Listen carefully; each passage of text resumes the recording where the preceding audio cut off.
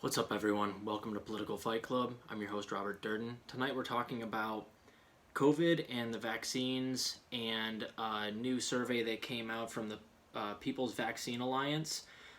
So this was the 77 leading epidemiologists in the world, or some of them, from at least 28 countries.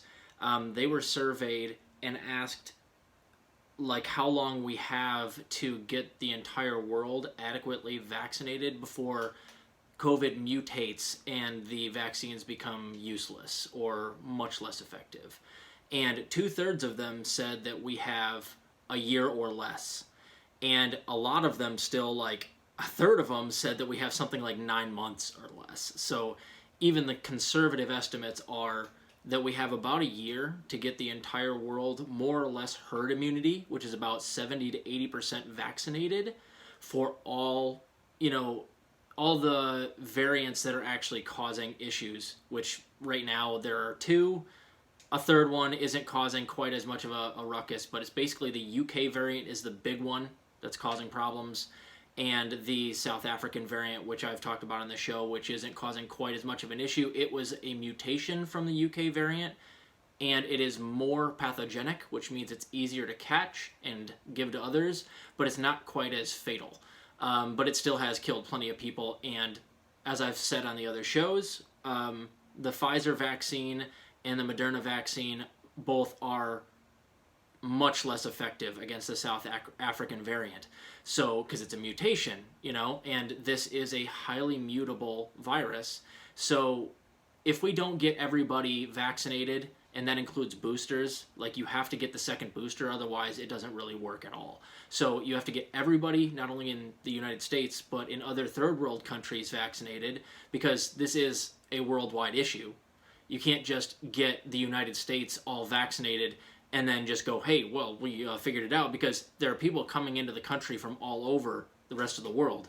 So you can't just shut down your borders and get everyone in your country vaccinated and just say that's, what we're going to do. The United States won't shut its borders. It'll let people in. So these new mutations from other places in the world where it is allowed to go long enough that it can mutate, it'll eventually work its way back to the United States. So the epidemiologists, which this is their field, are saying that basically we have a year to get herd immunity via vaccination, or we're leaving ourselves open to Pandora's box of mutations. And that's basically ideally what a virus, it's a perfect situation for a virus to mutate. If you just leave third world countries unvaccinated, they're going to be where the mutation happens, and it'll eventually work its way to other countries because we have transport. So all it's going to take is something like a resistance, that's what they're predicting, is it'll get resistance to the vaccines that we already have. And all it has to do is get a little bit more pathogenic, which means it's more easily transmissible than even the 2 or 3 variants we already have, and we're looking at a whole nother wave, and we'll have to start from scratch with the vaccines, more or less. So the other thing I'd like to talk to you guys about that's important about this is that the United States can help do this, and they are actively working against helping the world get vaccinated. Why is that? Because most of our politicians are owned by corporations, and Big Pharma is the group that lobbies more than any other group in the world in United States politics. Big Pharma, and it's not even close. They have more, I think, lobbying power than the next two combined. So they get what they want, and it behoves them to hold on to these patents, like Pfizer. They hold on to the patent for the vaccine, so they're the only people that can make and distribute it.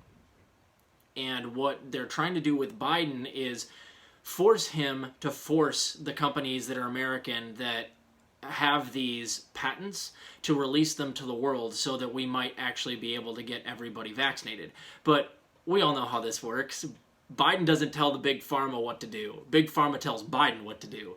So it's not in their interest for us to eradicate the COVID virus, because they make a lot of money for this vaccine, and then eventually if it mutates, they'll make money on the next vaccine too, and they'll make money on the boosters. So they have no there's no incentive structure for them to release these patents. So what will end up happening is capitalism and these companies like Pfizer, like what was it, biotech, AstraZeneca, I think also, what they will do is it behoves them financially to not release the patents, and that way the world does not get the vaccines in time.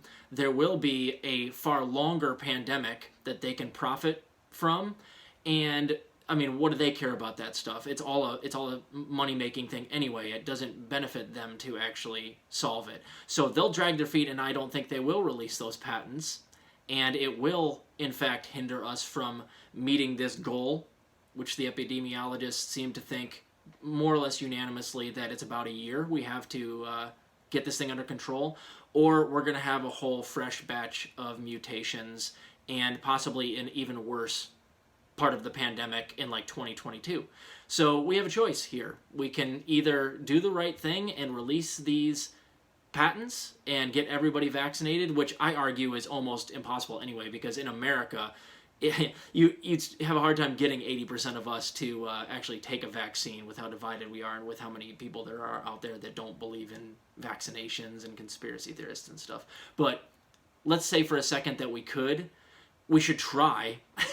Like, if we don't, all of these vaccines are going to have to be completely revamped. There's going to be enormous amounts of outbreaks in a year or so when those mutations start to hit. And there's going to be nothing we can do about them. And it's all because these companies don't want to release these patents right now, because it means it would cut into their bottom line, because anybody could produce them and sell them instead of just their company. So we'll see what Joe Biden does. They wrote a strongly worded letter to him, and as we all know, Joe Biden responds so well to strongly worded letters from people that he doesn't fucking remember, or who doesn't know who they are, so that won't do a damn thing. We'll see if we can put enough pressure on him, but I kind of think that Big Pharma is going to get their way, and they will prolong the pandemic if need be, if it means that they're going to pad their bottom line. So, sorry for the bad news, guys, but maybe I'm wrong. Maybe Joe Biden will release those patents, or he'll force them to release those patents, and Pfizer will be forced to give it up, and because theirs is the best vaccine, we'll be able to replicate it all over the world, and we'll have a chance at herd immunity. I don't know, but I kind of think that since there's money to be made, and the patents are owned by American companies that don't care if we live or die, I think they're just gonna keep the patents. So keep fighting the good fight out there, guys. I'll talk to you later.